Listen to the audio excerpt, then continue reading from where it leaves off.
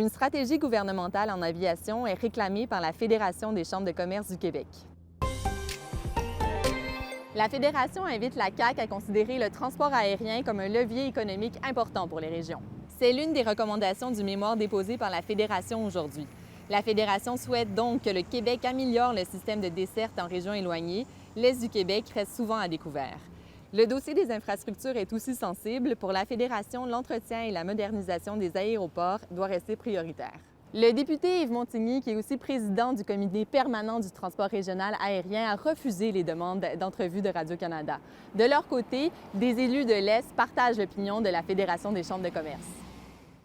À partir de 16 h aujourd'hui et jusqu'au 10 décembre, il y aura une réduction de services au centre mère-enfant de l'hôpital de Sept-Îles.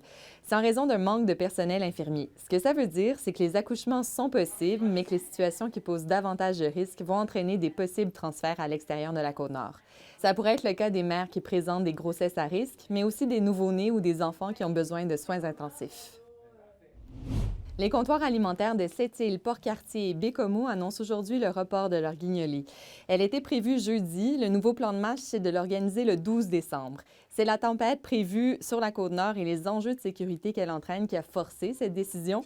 Environnement Canada annonce qu'une importante dépression va toucher nos régions jeudi et vendredi. De grandes quantités de neige, des vents forts et de la poudrerie sont à prévoir.